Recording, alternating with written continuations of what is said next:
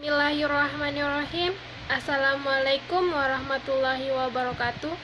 Perkenalkan, nama saya Ilma Sahira, Stambuk A22120114, kelas D, Program Studi Pendidikan Biologi, Fakultas Keguruan dan Ilmu Pendidikan, Universitas Tadulako.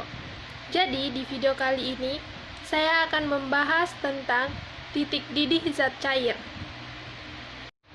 Titik didih adalah suhu atau temperatur di mana tekanan uap jenuh zat cair sama dengan tekanan udara luar, atau suhu ketika zat cair mendidih pada tekanan 1 atmosfer disebut titik didih.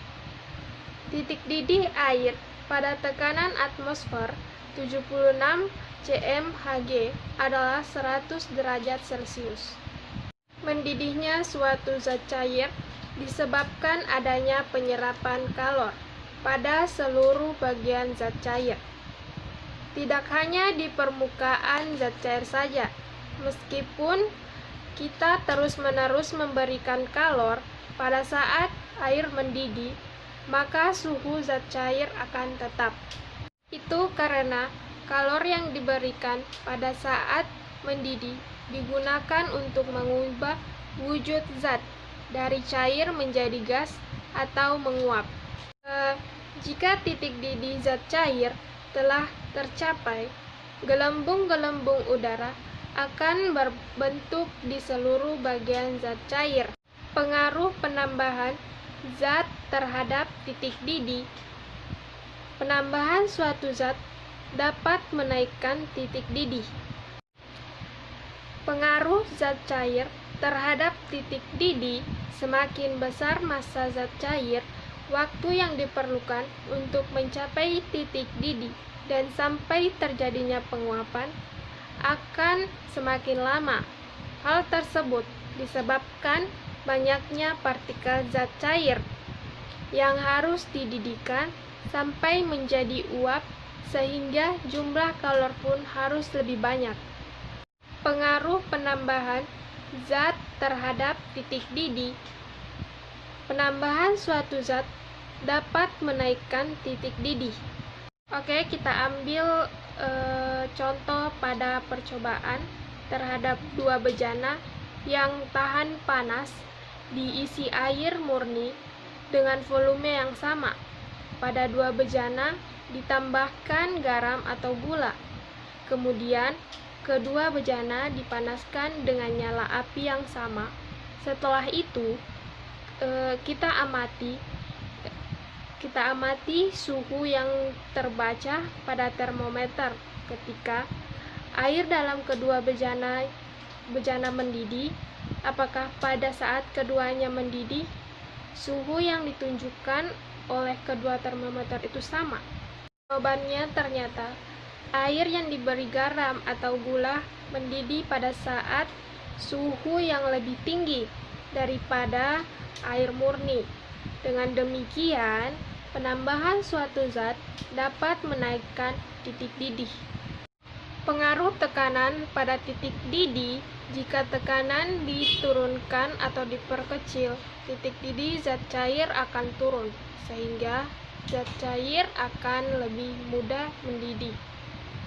Hal sebaliknya terjadi jika tekanan dinaikkan, titik didih zat cair akan naik, artinya zat akan mendidih pada suhu lebih tinggi daripada titik didih sebelumnya. Hubungan antara kenaikan titik didih dengan konsentrasi molalitas larutan dapat dinyatakan dengan rumus kenaikan titik didih sama dengan ketetapan kenaikan titik didih molar dikali molalitas. Kenaikan titik didih. Kenaikan titik didih merupakan selisih antara titik didih larutan dengan titik didih pelarut. Dirumuskan, titik didih sama dengan titik didih larutan kurang titik didih pelarut. Contoh kenaikan titik didih dalam kehidupan sehari-hari. Radiator yang biasa digunakan pada kendaraan bermotor memerlukan kemampuan mengendalikan panas yang dihasilkan ketika kendaraan digunakan dalam waktu yang lama. Dari sinilah perhitungan akan kenaikan titik didih sangat diperlukan, karena cairan pada sebuah radiator harus memiliki titik yang tinggi untuk mendinginkan mesin tanpa harus kehilangan banyak cairan itu sendiri. Jika titik didihnya rendah, maka cairan pada radiator akan lebih cepat menguap, yang artinya menyebabkan radiator kehabisan cairan. Yang kedua, memasak air. Ini adalah yang sangat sering digunakan banyak orang dalam kehidupan sehari-hari. Secara awam, ini dilakukan karena saat air mendidih artinya sudah matang. Selain itu, dengan memasak air hingga mendidih juga mampu menghilangkan zat-zat berbahaya yang bisa saja terdapat pada air tersebut. Ditambah lagi dengan memasak air juga mampu mengendapkan fosfor atau kapur. Berikutnya, menggunakan panci presto atau panci yang tertutup akan sangat berpengaruh pada tingkat kematangan makanan.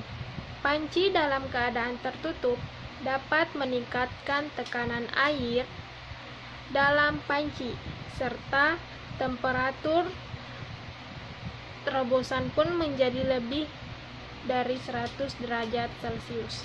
Sekian dan itulah penjelasan dari saya. Mohon maaf bila ada kesalahan. Wabillahi taufiq wal hidayah. Wassalamualaikum warahmatullahi wabarakatuh.